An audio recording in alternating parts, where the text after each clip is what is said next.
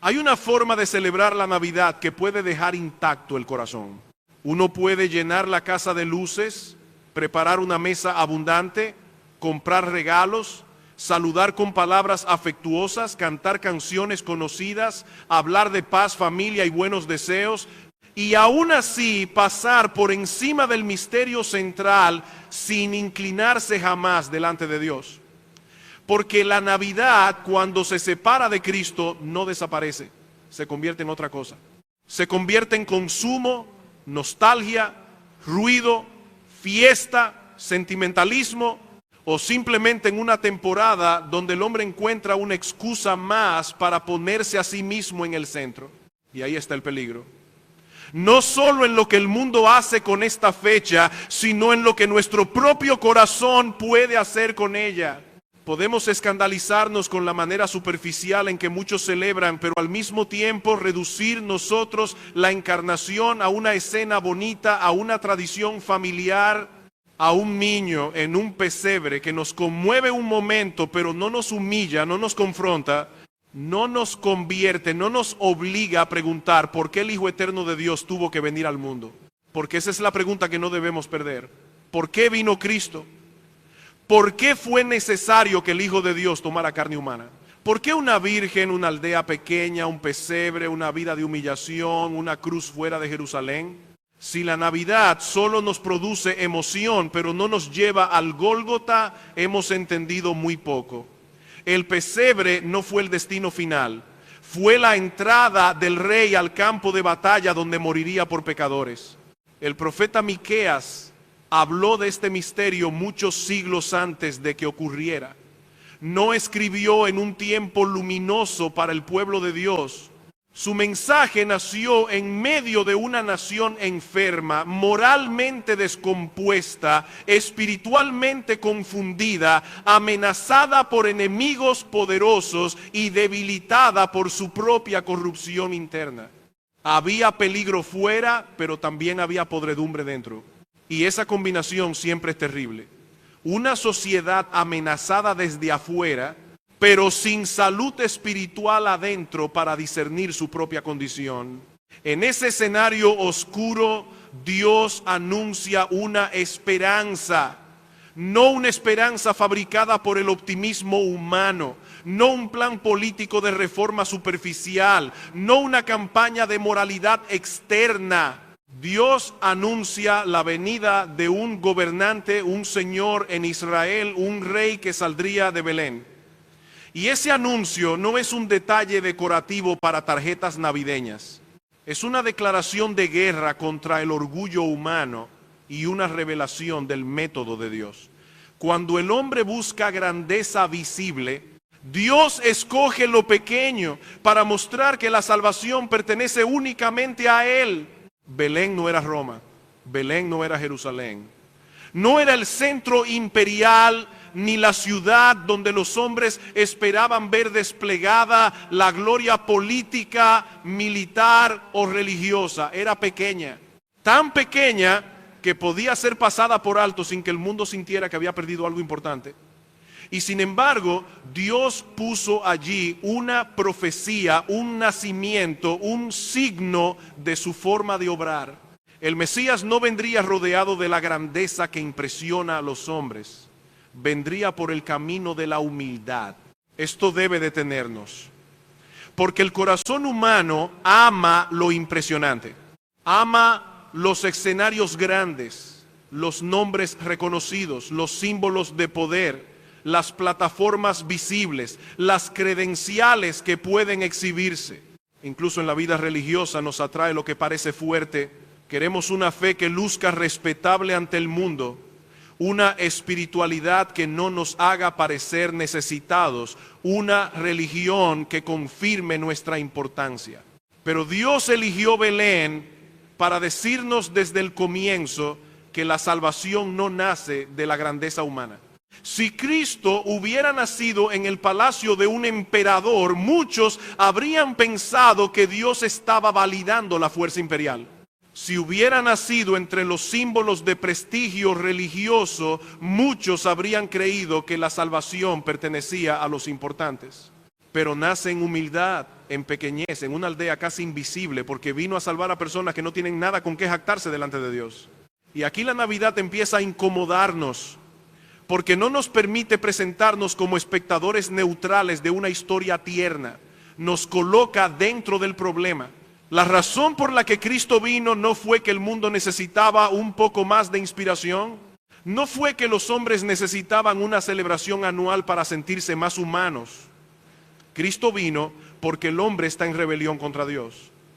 Vino porque el pecado no es una palabra antigua para asustar niños, sino la enfermedad más profunda de nuestra naturaleza.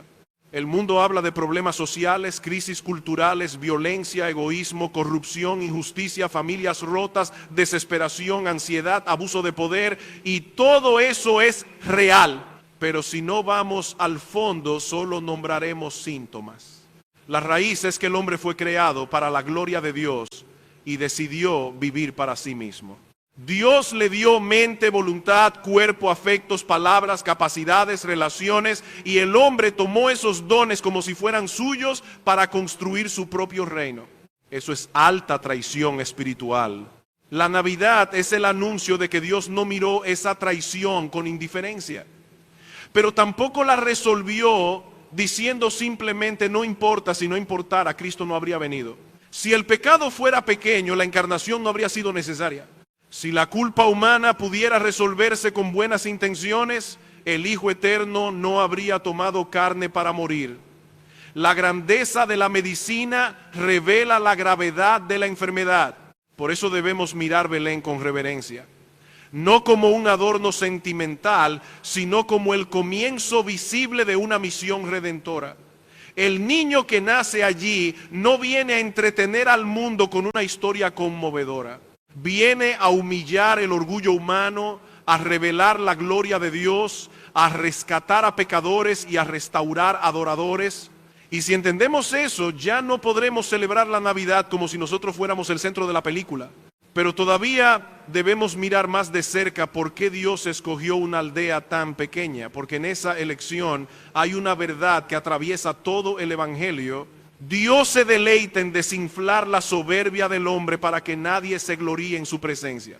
Dios escogió Belén precisamente porque Belén no podía robarse la gloria. Esa aldea no tenía la grandeza de Roma, ni el peso religioso de Jerusalén, ni el brillo de los lugares donde los hombres suelen buscar señales de importancia. Era pequeña, vulnerable, casi invisible para los ojos del poder humano, y allí, en ese lugar que el mundo fácilmente habría ignorado, Dios decidió marcar el punto de entrada del Mesías en la historia. Esto no fue un accidente. Dios no improvisa los detalles de la redención. Él hace las cosas de tal manera que su gloria quede expuesta y la soberbia del hombre quede humillada. Si la salvación hubiera venido por un camino que exaltara la grandeza humana, el hombre habría encontrado una forma de jactarse. Habría dicho: Dios escogió nuestra fuerza, Dios escogió nuestra cultura, Dios escogió nuestra inteligencia, Dios escogió nuestra ciudad porque era digna. Pero Belén cierra esa boca. Belén predica antes de que el niño hable. Belén dice: la salvación viene de Dios, no del prestigio humano. Y esto toca una herida profunda en nosotros, porque el orgullo no es un problema pequeño del carácter, es una rebelión espiritual. El orgullo es la criatura intentando ocupar un lugar que solo pertenece al Creador. Es el hombre viviendo como si su opinión fuera última, como si sus deseos fueran ley, como si sus capacidades fueran propias, como si no tuviera que rendir cuentas al Dios que le dio aliento. El orgullo no siempre grita, a veces se viste de respetabilidad, de autosuficiencia, de religiosidad, de sensibilidad herida, de necesidad de reconocimiento. Por eso Dios humilla al orgulloso, no porque sea cruel, sino porque el orgullo destruye al hombre.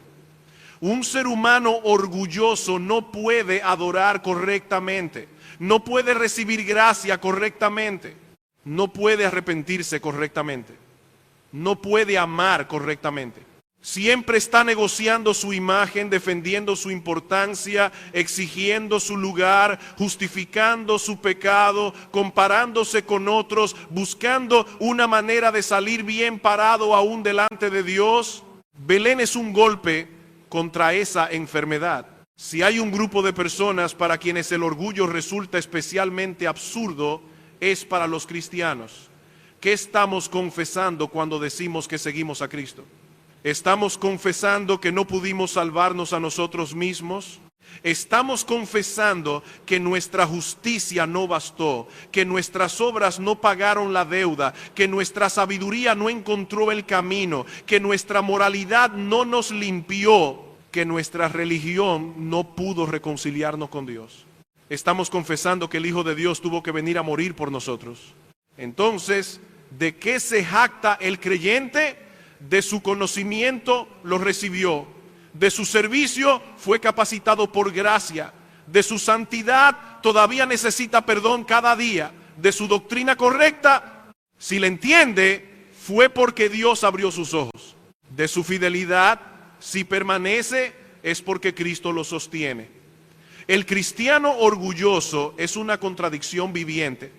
Es como un mendigo rescatado que presume de la mano que recibió pan, pero el orgullo sigue respirando incluso dentro de la iglesia. Se manifiesta cuando necesitamos tener razón más que obedecer, cuando nos ofendemos porque no nos reconocen, cuando servimos pero secretamente cobramos admiración, cuando corregimos sin lágrimas, cuando escuchamos la palabra pensando en otros y no en nosotros, cuando usamos la doctrina como arma para demostrar superioridad en vez de como luz para humillarnos delante de Dios.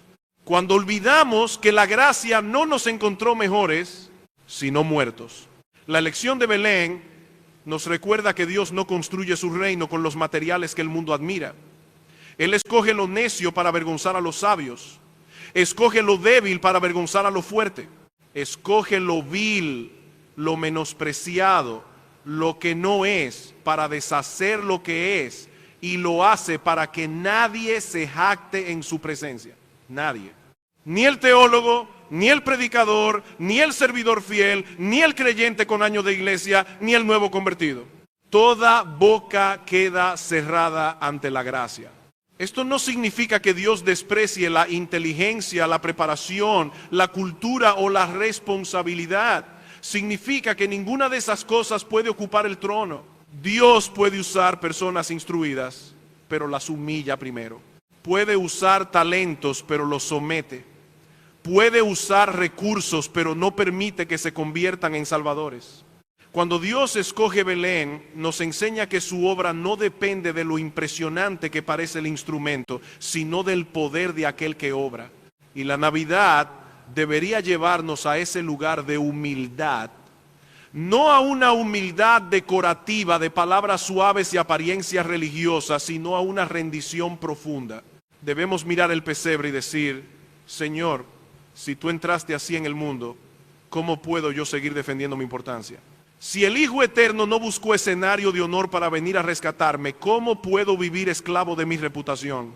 Si mi Salvador se humilló, ¿cómo puedo seguir exigiendo que todos giren alrededor de mí?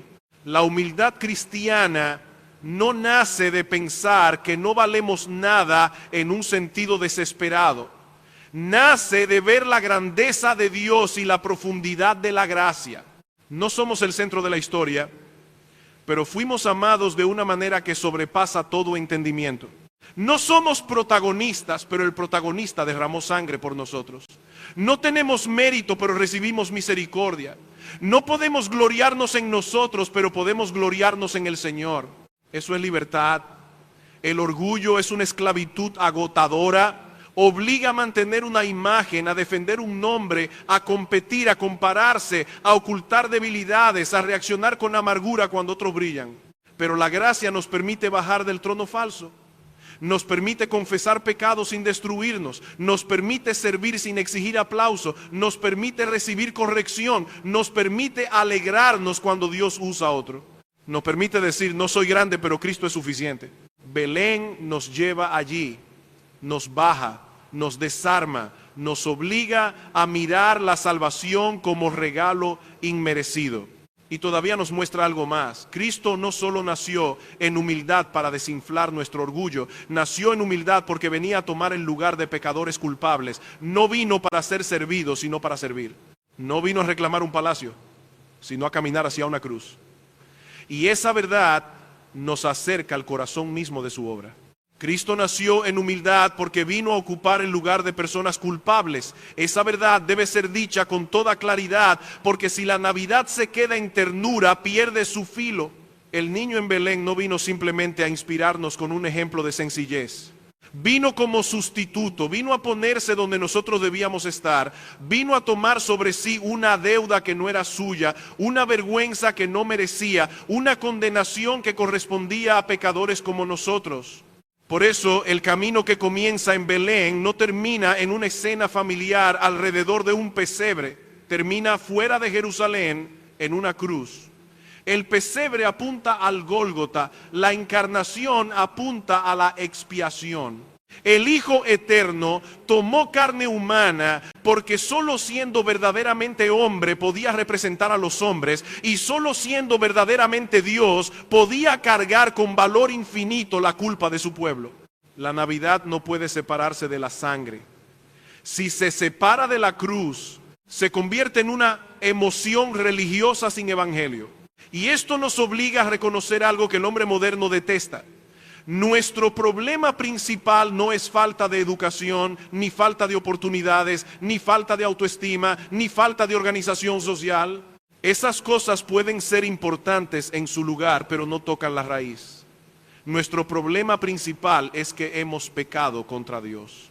Hemos vivido como si el mundo nos perteneciera, como si nuestra vida fuera nuestra, como si nuestros talentos, nuestros cuerpos, nuestras decisiones y nuestros deseos pudieran usarse sin rendición de cuentas. Dios nos dio mente para pensar sus pensamientos después de Él, y la usamos para justificar nuestra autonomía. Nos dio boca para alabar y la usamos para mentir, herir, presumir o quejarnos. Nos dio manos para servir y las usamos para construir nuestros propios ídolos. Nos dio afectos para amarlo supremamente y los dispersamos en 1000 amores rivales. Nos dio voluntad para obedecer y la convertimos en bandera de independencia. Eso no es simplemente debilidad humana, eso es traición contra el Creador. Si una nación equipa a sus soldados para defenderla y esos soldados usan las armas recibidas para servir al enemigo, nadie lo llamaría un pequeño error administrativo. Lo llamaría traición. Pues algo más terrible ha hecho el hombre con Dios. Todo lo que somos y tenemos viene de Él, y aún así hemos usado sus dones para vivir contra su gloria. La gravedad del pecado no se mide solo por el acto cometido, sino por la dignidad de aquel contra quien se comete. Por eso Cristo no vino a decorar nuestra vida, vino a redimirla. No vino a añadir un poco de espiritualidad a una humanidad básicamente sana. Vino a rescatar rebeldes, a reconciliar enemigos, a purificar un pueblo, a restaurar adoradores. Vino a hacer lo que nosotros jamás podríamos hacer: obedecer perfectamente en nuestro lugar, cargar nuestra culpa, satisfacer la justicia divina y abrir un camino de regreso a Dios. Y vea la humillación de su obra. Él, siendo en forma de Dios, no se aferró a la gloria visible que le pertenecía. Se despojó, tomó forma de siervo, fue hecho semejante a los hombres, pero no se detuvo allí. Se humilló hasta la muerte. Y no cualquier muerte, sino muerte de cruz, la muerte del maldito, del expuesto, del avergonzado, del condenado. Antes de la exaltación vino la humillación. Antes del nombre sobre todo nombre vino el madero. Antes de toda rodilla doblada vino el rechazo de los hombres. Esto revela el carácter del Salvador. Él no vino para ser servido, aunque todo el universo le debe servicio. Vino para servir. No vino a reclamar un palacio, aunque todos los palacios del mundo serían demasiado pobres para su majestad. Vino a nacer en humildad, a vivir en obediencia, a morir en vergüenza y lo hizo porque el lugar que nosotros merecíamos no era un palacio, sino un patíbulo. No merecíamos corona, sino juicio. No merecíamos aplauso celestial, sino condenación justa. Esa frase ofende al orgullo, pero sana al que ha sido quebrantado por la gracia. Mientras el hombre crea que merece algo mejor de Dios, nunca entenderá la Navidad.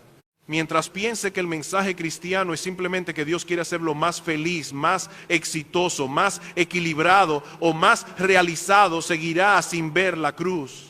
Cristo vino porque nuestra condición era desesperada, y vino porque el amor de Dios hacia pecadores es más profundo que nuestra desesperación.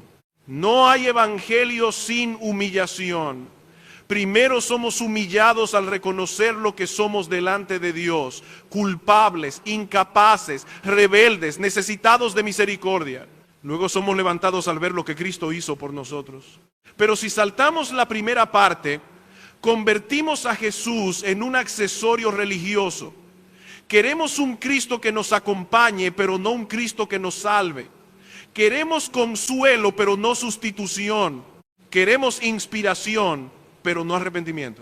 Queremos Navidad, pero sin cruz. El verdadero Cristo no permite esa separación. El niño de Belén es el Cordero de Dios. El que fue acostado en un pesebre sería levantado en un madero. El que recibió adoración de magos recibiría burlas de soldados. El que fue envuelto en pañales sería envuelto en lienzos funerarios. El que nació bajo la ley obedecería toda la ley para redimir a los que estaban bajo maldición. Y si esto es verdad, entonces la respuesta correcta no es solo admiración, es rendición. No basta decir, qué hermosa historia, debemos decir, Señor, ten misericordia de mí. No basta celebrar que Cristo nació.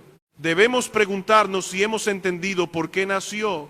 No basta cantar sobre paz. Debemos preguntar si hemos sido reconciliados con Dios por medio de la sangre de su Hijo.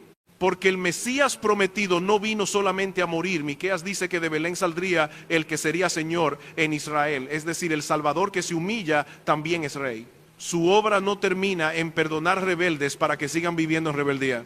Él vino a establecer el gobierno de Dios en corazones que antes vivían para sí mismos.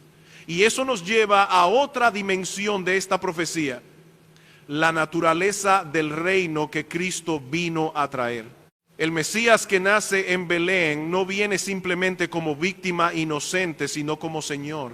Miqueas no dice solamente que de Belén saldrá alguien importante, ni un maestro moral, ni un símbolo religioso para suavizar la conciencia humana. Dice que de allí saldrá el que será Señor en Israel. Y eso significa que la Navidad no solo anuncia consuelo para pecadores culpables, anuncia autoridad sobre corazones rebeldes. Esto es algo que el hombre prefiere no escuchar. Muchos quieren un Cristo que perdone, pero no que gobierne. Un Cristo que acompañe sus proyectos, pero no que los someta. Un Cristo que les dé paz emocional, pero no que reclame obediencia. Un Cristo que aparezca en diciembre como imagen tierna, pero que no interfiera con su vida en enero. Pero el niño de Belén no vino para ocupar un rincón sentimental en la cultura, vino como rey. Ahora bien, la naturaleza de su reino fue malentendida desde el principio. Muchos judíos esperaban un libertador político, un guerrero visible, un gobernante que destruyera a los enemigos de Israel y estableciera una gloria nacional inmediata. Ellos leían las promesas del reino, pero no entendían el camino de la humillación. Querían corona sin cruz, victoria sin arrepentimiento, gloria sin sumisión interior. Y ese error sigue vivo. Muchas personas todavía quieren que Cristo arregle sus circunstancias sin gobernar sus afectos, su voluntad, su lengua, su orgullo, sus deseos. Pero Miqueas usa una frase que no debemos pasar por alto: de ti me saldrá. Ese Mesías viene de parte de Dios, no viene a levantar una agenda propia separada del Padre. No viene a construir un reino como los reinos de este mundo, movido por ambición, propaganda, violencia o manipulación. Viene enviado por Dios para establecer la voluntad de Dios. Su autoridad no es caprichosa, es la autoridad santa del Hijo que vive en perfecta obediencia al Padre. Por eso Jesús podía decir, mi comida es hacer la voluntad del que me envió. Esa frase revela un mundo interior completamente distinto al nuestro. Nuestra carne encuentra alimento en hacer su propia voluntad. Queremos decidir, controlar, escoger, dirigir, justificarnos. Pero Cristo encontraba su satisfacción en obedecer al Padre. Su vida entera fue una vida rendida.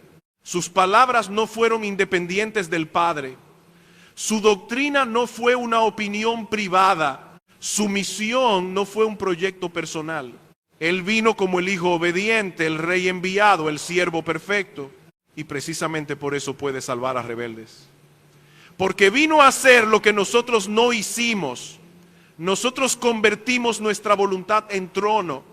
Cristo sometió su voluntad al Padre hasta la muerte. Nosotros usamos los dones de Dios para nuestra gloria. Cristo usó su vida entera para la gloria del Padre. Nosotros huimos de la obediencia cuando cuesta.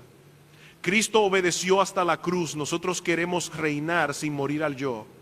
Cristo se humilló antes de ser exaltado. El reino de Cristo comienza allí. No primero cambiando estructuras externas, sino conquistando corazones por medio de la verdad.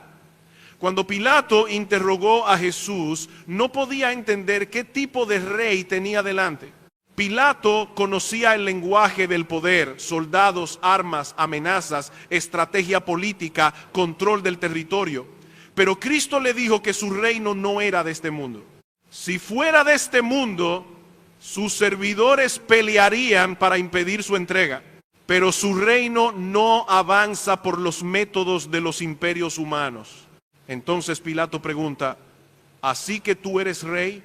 Y Jesús responde conectando su reinado con la verdad. Para esto había nacido, para esto había venido al mundo, para dar testimonio de la verdad.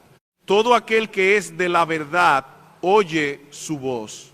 Esto es extraordinario. El rey conquista no primero por espada, sino por revelación. No obliga desde afuera a fingir obediencia, cambia desde adentro a quienes han sido iluminados por su palabra. La humanidad está llena de mentiras. Mentiras sobre Dios, sobre el pecado, sobre la libertad, sobre la felicidad, sobre la identidad, sobre la muerte, sobre el propósito de la existencia. El hombre cree que será libre si hace su propia voluntad y termina esclavo de sus deseos. Cree que será grande si vive para sí mismo y termina vacío. Cree que puede excluir a Dios y conservar dignidad, pero al perder la gloria de Dios pierde también el sentido de su propia vida. Cristo viene como Rey de verdad a romper ese engaño. Él no solo dice la verdad, Él es la verdad. Su persona revela quién es Dios, qué es el hombre, qué tan grave es el pecado, qué tan profunda es la gracia, qué significa vivir bajo el gobierno del Padre. Someterse a Cristo no es someterse a una tiranía religiosa. Es volver al diseño para el cual fuimos creados. Es dejar de vivir como fugitivos de Dios y empezar a vivir como adoradores reconciliados. Pero esto confronta nuestra autonomía. Porque si Cristo es Señor, entonces no hay área neutral. No puedo decir, Señor, gobierna mi domingo, pero no mi dinero. Gobierna mis palabras religiosas, pero no mis resentimientos. Gobierna mi doctrina, pero no mi orgullo. Gobierna mi familia, pero no mis deseos secretos. Gobierna mi futuro, pero no mis decisiones presentes. El señorío de Cristo reclama la totalidad de la vida. Y aquí la Navidad vuelve a ser incómoda. El niño en el pesebre no está pidiendo admiración superficial, está reclamando rendición. Ese niño es rey. Ese niño tiene derecho sobre nuestra mente, nuestro cuerpo, nuestras relaciones, nuestra adoración, nuestro trabajo, nuestra obediencia. No vino para ser añadido a una vida centrada en el yo. Vino para destronar al yo y restaurar el gobierno de Dios en el hombre. Esto no significa que Cristo transforma a su pueblo por violencia externa. Él no forma hipócritas obedeciendo por miedo a una espada humana. Él da vida, ilumina, convence, quiebra la resistencia por medio de la verdad. Nos muestra la belleza de Dios, la fealdad del pecado, la suficiencia de la cruz, la locura de nuestra autonomía. Y cuando su gracia conquista el corazón, la obediencia deja de ser simplemente una carga impuesta desde fuera y empieza a ser el fruto de una nueva naturaleza. ¿Ha ocurrido eso en usted? No pregunto si celebra Navidad, no pregunto si respeta a Jesús como figura histórica, no pregunto si le gusta la idea de paz y amor, pregunto si su rebelión ha sido rendida ante el Rey. Pregunto si la verdad de Cristo ha atravesado sus excusas. Pregunto si usted ha dejado de usar a Dios como ayuda ocasional y ha comenzado a reconocerlo como Señor, porque el Mesías prometido no vino a negociar con nuestra rebeldía, vino a salvarnos de ella. Y esta salvación no consiste en recibir perdón para continuar siendo dueños de nosotros mismos. Consiste en ser reconciliados con Dios para vivir bajo su voluntad, por su gracia, para su gloria. Pero Miqueas todavía nos lleva a un misterio más alto. Este rey que nace en Belén no comienza a existir en Belén. El profeta dice que sus salidas son desde el principio, desde los días de la eternidad. Y aquí la profecía nos obliga a hacer una pregunta que ninguna mente humana habría inventado. ¿Cómo puede nacer en el tiempo alguien que existe desde la eternidad? ¿Cómo puede nacer en el tiempo alguien que existe desde la eternidad? Esa pregunta nos lleva al corazón del misterio cristiano. No estamos hablando de un maestro religioso que comenzó su vida en Belén y luego alcanzó importancia por sus enseñanzas. No estamos hablando de un profeta más levantado por Dios para corregir al pueblo. No estamos hablando de un hombre extraordinario que fue adoptado por Dios debido a su virtud. Miqueas dice algo mucho más profundo, más desconcertante y más glorioso. El que nacería en Belén tiene sus salidas desde el principio, desde los días de la eternidad. Todo nacimiento humano marca el inicio visible de una vida que antes no existía como persona en este mundo. Usted y yo comenzamos a existir. No somos eternos. Hubo un momento en que no éramos. Dependemos de Dios para cada segundo de existencia. Pero este niño prometido no es así. Nace en Belén, sí. Es colocado en un pesebre, sí. Tiene madre, cuerpo, lágrimas, hambre, cansancio, crecimiento humano real. Y sin embargo no comienza allí. El que nace ya existía. El que llora como bebé sostiene el universo por la palabra de su poder. El que es cargado en brazos es el mismo por quien todas las cosas fueron hechas. Esto no es un adorno teológico, es el fundamento de nuestra salvación. Si Cristo fuera solamente hombre, podría quizá darnos un ejemplo, pero no podría cargar con el pecado de una multitud incontable ni revelar perfectamente al Padre. Si fuera solamente Dios sin asumir naturaleza humana, no podría ocupar nuestro lugar como representante de los hombres ni morir en nuestra carne. Pero el Evangelio anuncia algo que ninguna religión humana habría inventado. El Hijo eterno de Dios se hizo verdaderamente hombre sin dejar de ser verdaderamente Dios. Aquí la mente debe inclinarse. No porque la fe sea irracional, sino porque estamos delante de una realidad más grande que nuestra capacidad de agotarla. El misterio no contradice la verdad, nos muestra que Dios no cabe en nuestras categorías pequeñas. El mismo profeta que anuncia un nacimiento en Belén, anuncia una existencia eterna. El mismo niño que Isaías llama nacido y dado, es llamado también Dios fuerte, Padre eterno, príncipe de paz. ¿Cómo puede un niño ser Dios fuerte? ¿Cómo puede un hijo nacido ser eterno? Solo si aquel niño es más que un niño común. Solo si la encarnación es el descenso voluntario del Hijo eterno a nuestra condición. Juan lo dice con una claridad majestuosa: en el principio era el Verbo, y el Verbo era con Dios, y el Verbo era Dios, era con Dios y era Dios. Distinción personal, y unidad divina. Y luego, sin rebajar la gloria de lo anterior, Juan añade que aquel verbo fue hecho carne y habitó entre nosotros. No dejó de ser lo que era, asumió lo que no era. Dios el Hijo tomó naturaleza humana, entró en la historia, caminó entre pecadores, fue visto, escuchado, tocado, rechazado y crucificado. Esta es la maravilla que el mundo intenta cubrir con ruido.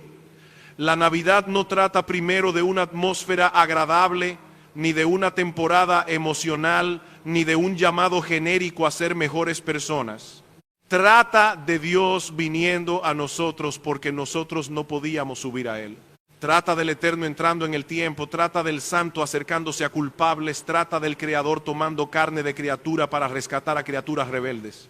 Trata de Dios enviando a Dios, el Padre enviando al Hijo, en la unidad bendita de la Trinidad, para salvar a pecadores por medio de una obra que solo Dios podía diseñar y solo Dios podía realizar. Y esto destruye toda religión de autosalvación. Si Dios tuvo que venir, entonces el hombre no podía salvarse a sí mismo. Si el Hijo Eterno tuvo que encarnarse, entonces nuestra condición era más grave de lo que admitimos. Si la cruz era necesaria, entonces nuestras buenas obras jamás podrían pagar la deuda. Si Cristo es Dios con nosotros, entonces no estamos frente a una simple invitación moral, sino frente a la intervención más extraordinaria del cielo en la miseria humana. Por eso no podemos hablar de Navidad sin hablar de adoración. Los pastores no recibieron solo información, recibieron noticia de gran gozo.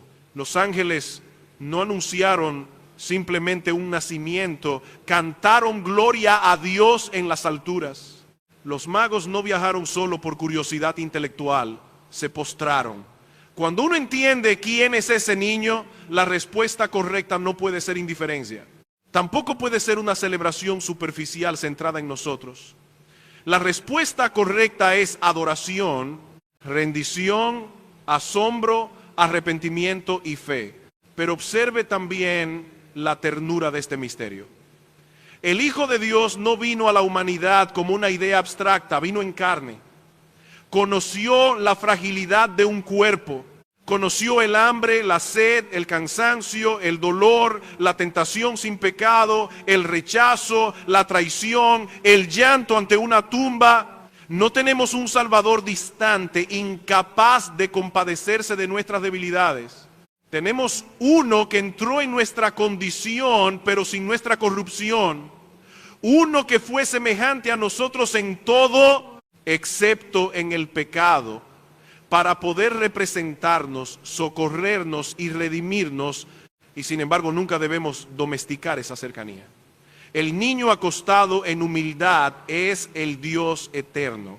El que permite ser envuelto en pañales es el Señor, delante de quien toda rodilla se doblará. El que aparece vulnerable en Belén es el mismo que vendrá en gloria para juzgar a vivos y muertos. La encarnación no disminuye su majestad, la revela de una manera que humilla nuestro orgullo y enciende nuestra adoración. Entonces la pregunta no es solo si entendemos la doctrina. La pregunta es si nos hemos rendido ante la persona. Porque muchos pueden repetir que Cristo es Dios y hombre y aún así vivir como si su señorío no tuviera derecho sobre ellos. Pueden defender la encarnación en una conversación teológica, pero seguir usando su vida para su propia gloria. Pueden cantar sobre Manuel y permanecer lejos de Dios en el corazón. Miqueas no nos presenta un enigma para entretener la mente, sino una revelación para quebrantar la rebeldía.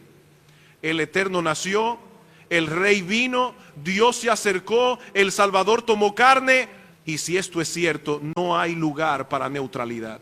O nos postramos ante Él como Señor y Redentor, o seguimos usando la Navidad como decoración mientras rechazamos al Cristo que la Navidad anuncia. Pero todavía necesitamos llevar este misterio a su propósito final. Porque si el Hijo Eterno vino al mundo, no vino simplemente para que nos maravilláramos ante el pesebre, vino para corregir el mal más profundo de la humanidad, que el hombre dejó de vivir para la gloria de Dios y convirtió su propia voluntad en centro de la historia. El mal más profundo de la humanidad no es que el hombre haya perdido ciertas normas sociales, sino que perdió el centro de su existencia. Fuimos creados para la gloria de Dios, para conocerlo, adorarlo, obedecerlo, reflejar su carácter y encontrar en él nuestro gozo supremo. Pero el pecado torció esa dirección. El hombre dejó de vivir mirando hacia Dios y empezó a vivir curvado sobre sí mismo. Sus deseos se volvieron ley. Su opinión se volvió tribunal. Su placer se volvió objetivo. Su gloria se volvió proyecto. Por eso la Navidad no puede ser reducida a una celebración de sentimientos humanos. La encarnación es el anuncio de que Dios vino a restaurar lo que el pecado destruyó.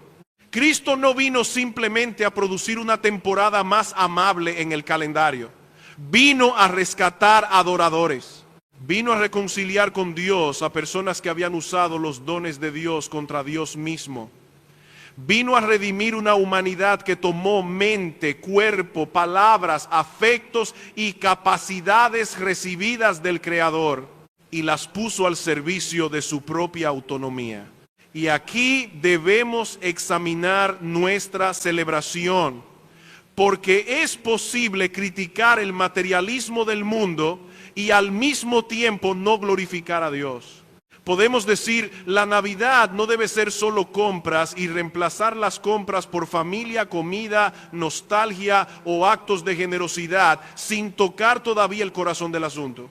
Claro que es bueno amar a la familia, es bueno compartir con otros, es bueno ayudar al necesitado, es bueno sentarse a la mesa con gratitud, pero ninguna de esas cosas es la esencia de la Navidad. La esencia es esta: Dios fue glorificado en el envío de su Hijo para traer paz a pecadores por pura gracia. Los ángeles no cantaron primero qué hermoso es el hombre. Cantaron gloria a Dios en las alturas. La paz en la tierra viene después, como fruto de la buena voluntad de Dios hacia los hombres. El orden importa. Cuando quitamos la gloria de Dios del centro, convertimos incluso las cosas buenas en ídolos pequeños. La familia se vuelve Dios, la emoción se vuelve Dios, la tradición se vuelve Dios, la generosidad se vuelve una manera de sentirnos nobles. La Navidad se vuelve otra película donde nosotros queremos ser protagonistas, pero no somos los protagonistas de esta historia, Dios lo es. La creación fue hecha para su gloria, la redención fue diseñada para su gloria, la encarnación ocurrió para su gloria, la cruz revela su gloria, la resurrección proclama su gloria. Y el fin de todas las cosas será que toda rodilla se doble y toda lengua confiese que Jesucristo es el Señor, para gloria de Dios Padre. Esto humilla al hombre moderno porque estamos acostumbrados a pensar que todo debe girar alrededor de nuestra realización personal. Incluso nuestra religión puede volverse antropocéntrica. Dios existe para resolver mis problemas, cumplir mis sueños, mejorar mi autoestima, sostener mis planes, bendecir mis decisiones, pero la Biblia nos devuelve al orden correcto. Nosotros existimos para Dios y solo cuando Dios ocupa el centro, el hombre recupera su lugar correcto. El pecado nos hizo traidores, pero también nos hizo miserables. Al vivir para nosotros mismos, no nos volvimos libres, nos volvimos esclavos de deseos que nunca sacian. Al buscar nuestra gloria, perdimos el gozo de la gloria mayor. Al rechazar el gobierno de Dios, no encontramos paz, encontramos desorden interior. Por eso Cristo vino para redimirnos de toda iniquidad y purificar para sí un pueblo propio, celoso de buenas obras. No solo para perdonarnos legalmente, sino para restaurarnos como adoradores obedientes. Eso significa que la Navidad contiene una confrontación. Si Cristo vino a salvarnos de nuestra rebelión, no podemos celebrar su nacimiento mientras seguimos defendiendo esa rebelión. Si vino a llevarnos de vuelta a Dios, no podemos usar su nombre para decorar una vida que sigue centrada en el yo. Si vino a purificar para sí un pueblo, no podemos tratar la gracia como permiso para seguir viviendo sin arrepentimiento. Pregúntese honestamente, ¿qué ocupa el centro de su vida? No responda rápido con palabras religiosas. Mire sus decisiones, mire sus temores, mire aquello que no soporta perder, mire por qué se enoja, mire qué busca cuando nadie lo observa, mire qué gobierna su agenda. Su dinero, su boca, su imaginación, sus ambiciones. Muchas veces el verdadero centro no se revela en lo que cantamos, sino en lo que obedecemos. La Navidad declara que ese centro debe cambiar. Cristo no vino para ser agregado a nuestros ídolos, vino a destruirlos. No vino para hacer más cómoda una vida de independencia, vino a reconciliarnos con Dios. No vino para confirmar nuestra propia gloria, vino para que volvamos a vivir para la gloria del Padre. Y esto no es una pérdida, aunque al orgullo le parezca una amenaza. Vivir para la gloria de Dios no disminuye al hombre, lo restaura. El pez no es libre fuera del agua, el hombre no es libre fuera de Dios. La criatura no florece usurpando el lugar del Creador. Florece cuando se rinde, cuando adora, cuando recibe gracia, cuando se somete a la verdad, cuando encuentra su gozo en aquel para quien fue hecho. Por eso el mensaje de Navidad es buena noticia, pero no una buena noticia sentimental. Es buena noticia para culpables que reconocen su culpa, para rebeldes que dejan las armas, para orgullosos que aceptan ser humillados por la gracia, para personas cansadas de vivir para sí mismas, para aquellos que entienden que su problema más grande no es la falta de celebración, ni la falta de dinero, ni la falta de aprobación humana, sino estar lejos de Dios. El niño de Belén vino a resolver ese problema, pero lo resolvió no quedándose en Belén, sino caminando hacia la cruz. Allí llevó la culpa, allí pagó la deuda, allí absorbió la ira justa que merecíamos. Allí abrió un camino de paz verdadero, no una paz superficial de temporada, sino paz con Dios. Y por eso el regalo más grande no es algo que se coloca debajo de un árbol, es Cristo mismo ofrecido a pecadores. Pero un regalo puede ser despreciado. Una persona puede escuchar el Evangelio, admirar su belleza, entender sus palabras, emocionarse por un momento y aún así seguir aferrada a sí misma. Por eso debemos cerrar con el llamado más urgente: no celebre el nacimiento de Cristo mientras rechaza la razón por la cual Cristo nació. Reciba al Salvador, ríndase al Rey, vuelva al Dios para cuya gloria fue creado. No celebre el nacimiento de Cristo mientras rechaza la razón por la cual Cristo nació. Esa es una de las contradicciones más trágicas de esta temporada. Personas que cantan, comen, se reúnen, se emocionan, hablan de paz, sonríen ante un pesebre, pero siguen sin reconciliarse con Dios. Pueden admirar al niño en Belén, pero no quieren rendirse al Rey. Pueden aceptar la belleza de la historia, pero no la autoridad del Salvador. Pueden recibir regalos de manos humanas, pero despreciar el regalo de Dios. Y no hay regalo más grande que Cristo, no porque la salvación sea barata, sino porque alguien pagó el precio. El perdón es gratuito para el pecador que cree, pero le costó sangre al Hijo de Dios. La reconciliación se ofrece por gracia, pero fue comprada en la cruz. La vida eterna es recibida por fe, pero Cristo tuvo que morir la muerte que nosotros merecíamos. Esa es la esencia del Evangelio. Dios no pasa por alto el pecado, lo juzga en su Hijo para salvar justamente a todos los que se refugian en Él. Por eso el foco de la Navidad no puede quedarse en el pesebre, debe llevarnos al Gólgota. El pesebre nos muestra que el Hijo Eterno tomó carne. La cruz nos muestra por qué la tomó. Nació para morir, se hizo hombre para representar a hombres. Entró en nuestra condición para cargar nuestra culpa. Vivió bajo la ley para cumplirla perfectamente. Fue obediente hasta la muerte para rescatar a desobedientes. Fue tratado como culpable para que pecadores pudieran ser declarados justos en Él. Si usted entiende esto, entonces ya no puede mirar la Navidad como una tradición neutral. La encarnación exige una respuesta. No basta decir yo creo que Jesús nació. También Herodes creyó que había nacido un rey y quiso destruirlo. No basta decir respeto a Cristo. Muchos respetan su nombre mientras rechazan su gobierno. No basta decir soy religioso. La religión sin arrepentimiento puede ser una forma refinada de rebelión. Lo que Dios manda es que se arrepienta y crea en el Evangelio. Arrepentirse no es sentir tristeza pasajera porque la vida salió mal. No es prometerle a Dios que ahora se portará mejor para compensar sus faltas. No es añadir a Cristo como ayuda espiritual mientras conserva el trono de su vida. Arrepentirse es reconocer que usted ha vivido contra Dios, que ha usado sus dones para su propia gloria, que ha amado lo creado más que al Creador, que no puede limpiarse a sí mismo, que necesita misericordia. Y creer es dejar de descansar en usted mismo para descansar únicamente en Cristo. Tal vez usted dice, pero yo no soy una mala persona. La pregunta no es si usted puede compararse favorablemente con otros. La pregunta es, ¿qué hará delante del Dios Santo que lo creó para su gloria? ¿Ha amado a Dios con todo su corazón, con toda su alma, con toda su mente y con todas sus fuerzas?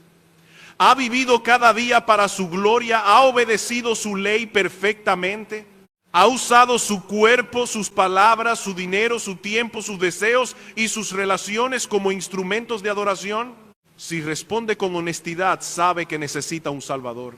Y ese Salvador ha venido, no un Salvador imaginado por la cultura, sino el Cristo anunciado por los profetas, nacido en Belén, eterno en su persona, enviado por el Padre Señor sobre su pueblo, humillado hasta la cruz, resucitado con poder, exaltado sobre todo nombre.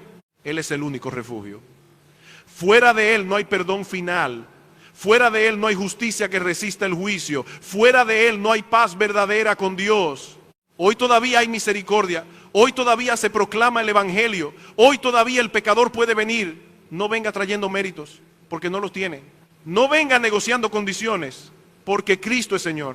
No venga esperando arreglarse primero, porque los enfermos no esperan sanarse para ir al médico. Venga con su culpa, su vergüenza, su orgullo quebrado, su vida desordenada, su incapacidad, y clame por misericordia. El que viene a Cristo no será echado fuera. Y usted, creyente, celebre la Navidad con el centro correcto. Disfrute la mesa, abrace a su familia, dé gracias por los dones buenos de Dios, sirva al necesitado, cante con alegría. Pero no permita que nada robe el lugar principal. No permita que la comida, los regalos, la nostalgia, las reuniones o las emociones ocupen el trono. Diga con los ángeles, gloria a Dios en las alturas. Mire a Belén y humíllese. Mire al Gólgota y adore. Mire al Cristo resucitado y sométase. Mire la promesa de su regreso y espere. Porque el niño de Belén no permanecerá para siempre como una imagen tierna en la memoria humana. Él volverá como rey. Llegará el día en que toda rodilla se doblará y toda lengua confesará que Jesucristo es el Señor, para gloria de Dios Padre. Para algunos, esa confesión será gozo eterno. Para otros será reconocimiento tardío bajo juicio. No espere a que sea demasiado tarde para inclinarse ante aquel que hoy le ofrece gracia. La verdadera esencia de la Navidad no es el consumo, ni la fiesta, ni la emoción, ni siquiera la familia como fin último. La verdadera esencia es la gloria de Dios manifestada en el envío de su Hijo eterno para salvar pecadores, humillar el orgullo humano, establecer su reino de verdad y llevarnos de vuelta al propósito para el cual fuimos creados, glorificar a Dios y gozarnos en Él para siempre. Que el Señor nos conceda mirar esta verdad con temor santo, gratitud profunda y fe sincera. Que no pasemos por Belén sin llegar a la cruz. Que no hablemos de Cristo sin rendirnos a Cristo. Que no celebremos su nacimiento mientras vivimos para nuestra gloria. Y que por su misericordia muchos puedan decir hoy, Señor, he vivido para mí, perdóname, me rindo ante tu Hijo. Cristo es mi Salvador, mi Rey, mi justicia, mi paz y mi mayor regalo. This world is endless, so wide, so far, but somehow I'm still lost in you.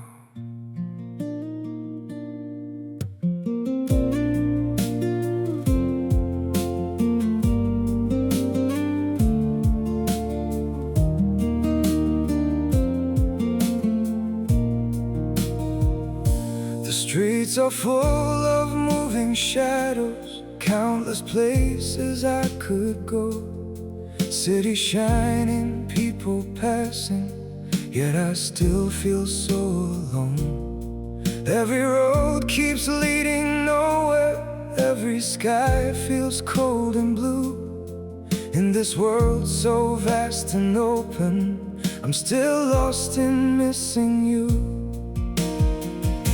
The world is wide, so wide before me, but I keep losing my way. Somewhere in the endless distance, your memory makes me stay.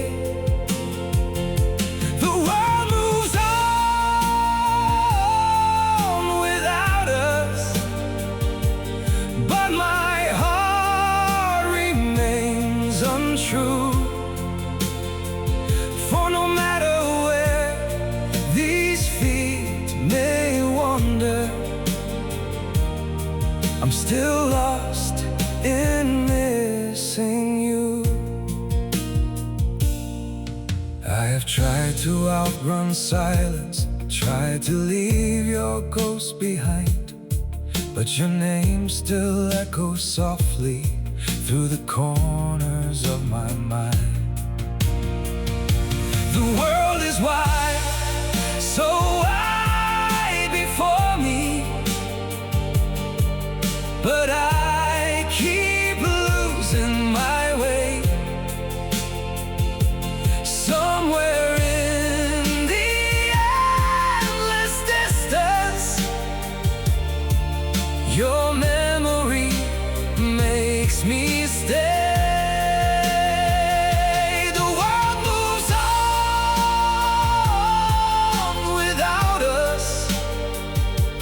But my heart remains untrue. For no matter where these feet may wander, I'm still lost in missing you. Maybe someday I'll stop searching for your face in every crowd, but until that day, this broken heart will keep calling your name out. The world is wide, so wide before me, but I keep losing my way. Somewhere in the endless distance, your